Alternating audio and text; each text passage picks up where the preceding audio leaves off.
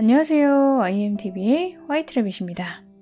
오늘은 명상이 잘 안 될 때 얻어지는 것들이라는 제목으로 이야기를 해보려고 합니다. 삶과 명상은 닮아 있습니다. 명상의 과정은 삶의 축소판이라고 볼 수 있습니다. 명상을 할 때 잡념이 떠오르면 명상에 집중이 잘 되지 않죠. 그런데 그 잡념을 잘 살펴보면 우리가 집착하고 내려놓지 못하는 것들입니다.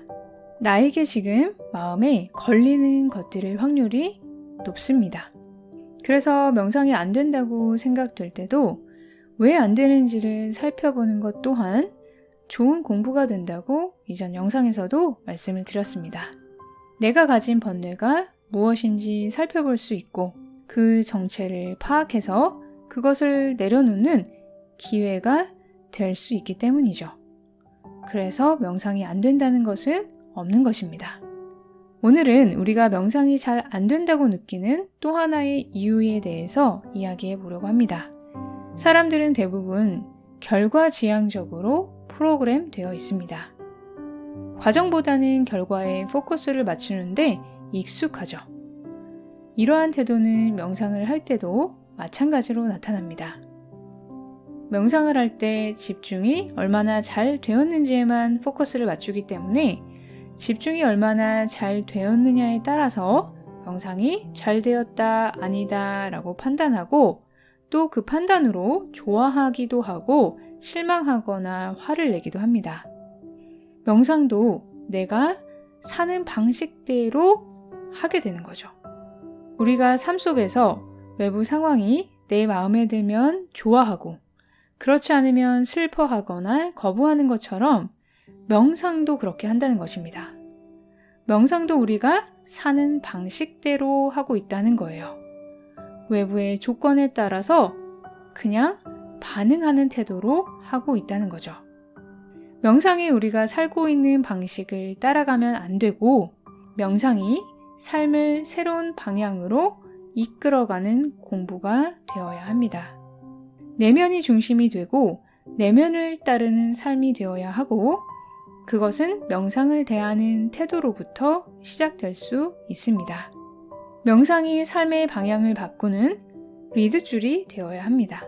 명상을 할 때 집중이 잘 되어서 마음이 고요해지면 평온과 기쁨을 느끼게 됩니다. 명상이 잘 되었다는 만족감과 함께 행복감을 느끼게 되죠. 이것은 참 좋은 경험이고 지향해야 할 명상의 상태지만 이것에 또 집착하면 안 됩니다. 집착하면 안 된다는 말이 무엇인가 하면 집중이 안 되었다고 해서 화를 내거나 자책을 하면 오히려 명상을 하는 행위가 나의 마음의 상태를 더 좋지 않게 만드는 결과를 낳기 때문에 집착하면 안 된다는 것입니다.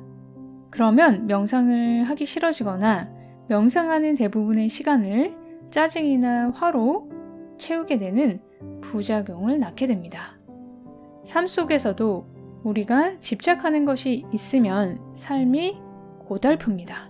명상을 할 때도 집중이 잘 됨에 집착하거나 고요함에서 느껴지는 기쁨이나 행복감 같은 느낌을 계속 느끼려고 집착하게 되면 삶에서와 마찬가지로 괴로움을 만들게 됩니다. 이러한 부작용을 피하려면 명상에 대한 태도를 바꾸는 것이 중요합니다. 명상을 할 때 명상의 대상에 집중을 하다가 생각이 들어옵니다. 그러면 그것을 무의식적으로 따라가다가 정신을 차리고 내가 생각을 따라갔구나 하고 알아차립니다. 그리고 집중의 대상으로 다시 돌아옵니다. 이것을 우리는 알아차림이라고 합니다. 다시 한번 설명드려 볼게요. 명상을 할 때 우리는 호흡이나 만트라 등의 명상의 대상에 집중을 합니다. 그러다가 생각이 떠오르고 그것을 따라가게 됩니다. 회사 일이나 자녀에 대한 걱정과 같은 좀 중요한 이슈일 수도 있고 오늘 저녁은 뭘 먹을까와 같은 가벼운 것일 수도 있습니다. 그런 생각이 떠올랐을 때 나도 모르게 나의 의식이 그것을 따라가게 됩니다. 그러다가 다시 정신을 차리고 내가 명상을 하고 있었지. 명상에 집중해야지 하고 알아차리고 다시 명상의 대상으로 의식을 집중시킵니다.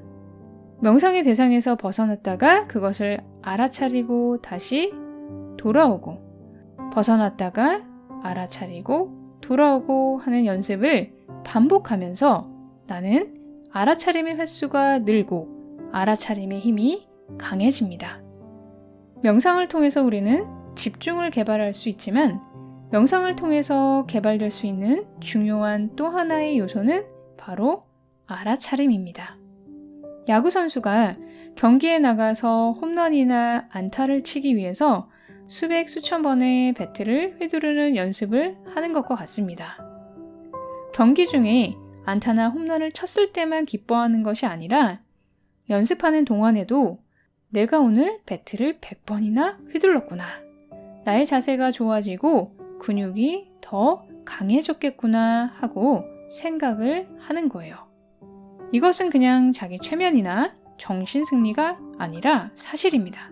명상을 할 때 선정에 들기 위해서는 알아차림의 힘을 기르는 것이 필요하기 때문입니다. 그리고 일상 속에서도 행복하려면 알아차림이 아주 중요합니다. 내가 스트레스를 받거나 마음이 괴롭다면 나는 무엇인가의 마음을 빼앗긴 것입니다. 현존하고 있지 못하다는 증거입니다. 그럴 때 내가 무언가에 마음을 빼앗겼구나. 무언가에 집착하고 있구나.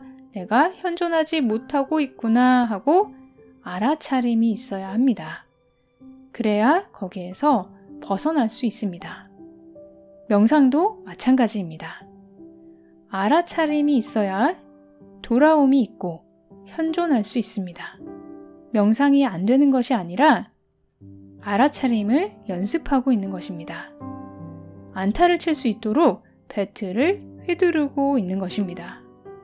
이러한 마음가짐을 가질 때 나는 명상에 집중이 잘 되면 잘 되어서 기쁘고 잘 안 되어도 그만큼은 아니더라도 오늘도 열심히 알아차림을 연습했구나 하고 감사하고 나 자신을 기특하게 여길 수 있습니다. 이러한 태도의 변화, 관점의 변화가 더 중요합니다. 삶도 명상도 세상의 방식이 아니라 참나의 방식으로 하는 것입니다. 그러면 명상이 잘 되었네, 안 되었네 판단하지 않고 명상 자체의 의미를 둘 수 있게 됩니다. 명상이 나에게 기쁨이 되고 놀이가 될 수 있습니다. 그리고 꾸준히 계속할 수 있습니다. 명상이 잘 안 되었다는 것은 없습니다. 번뇌가 떠오르면 내가 무엇에 아직 집착하고 있는지, 무엇을 버리지 못하고 있는지를 알아내어 좋고 그것을 버릴 수 있어 좋습니다. 그리고 번뇌를 따라갔다가 알아차리고 돌아온다면 명상이 잘 안 된 것이 아니라 그날은 알아차림을 신나게 연습한 것입니다.